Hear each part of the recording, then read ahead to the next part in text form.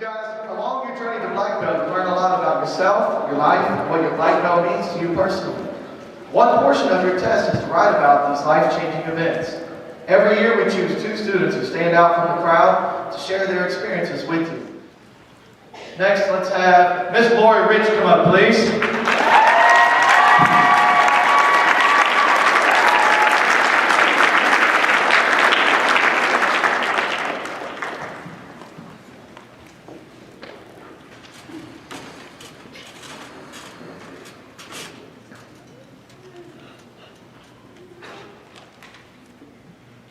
It's a great honor and privilege to be able to share my story with you. I apologize if my voice is quavering. This is a very emotional night for me. What being a black belt means to me. I've experienced so many emotions on my path to becoming a black belt. It's been a journey of very hard work, commitment, fun, enjoyment, laughter, tears, buckets of sweat, frustration, happiness, accomplishment, deep friendship, and more. Although my black belt journey began 2 years ago, I need to start my story further back to more clearly express how much being a black belt means to me. In June of 2001, I was diagnosed with a brain tumor. Because my symptoms had been atypical, it was not diagnosed until it was a very large size. I was scheduled for immediate brain surgery. The tumor was successfully removed, but because of its size and the place it was located, I suffered permanent damage to my cerebellum, the part of the brain that controls coordination, balance, and voluntary movement. That was the hardest and darkest time of my life. I had many post-surgical complications. My recovery was painful and slow, and it was 2 weeks before I could get back on my feet again with the help of a walker. It was another month before I could finally leave the walker behind and begin taking walks holding onto the hand of a family member or friend.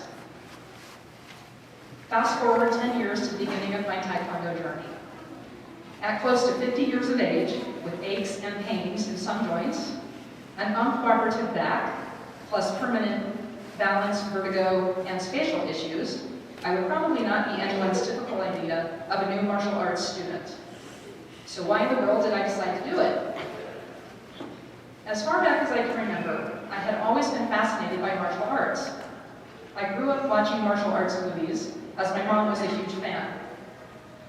Into my adulthood, I thought a number of times about trying martial arts, but because of a very busy personal and work life, it was always a someday thing. And on a day in August 2011, as I sat and thought once again about giving martial arts a try, I thought of a zillion reasons not to do it. I thought of every reason I was certain I could not do it.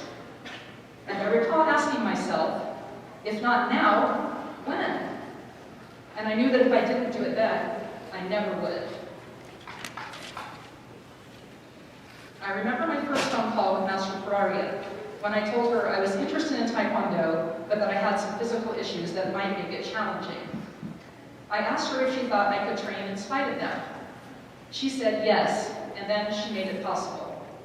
I owe her and all of my instructors my unending gratitude for always telling me that I could, not that I couldn't. My instructors and classmates have seen me fall more times than any of us can count. Our unspoken rule in class is, if you see me hit the mat, please ignore me unless I'm directly in your path, in which case I ask you to please step over me and not on me while you finish your form. And when I'm having an especially rough day, my instructors and classmates are always there to keep me upright by holding onto my belt. Fortunately, there are a few benefits to having a metal plate in my head. First, if my mind goes completely blank when I'm doing a form, I can claim that the plate blocked my memory. And this is a true story, it happened last night. And if I misinterpret a command, I can say that my metal plate was picking up a noisy radio station that made it hard to hear.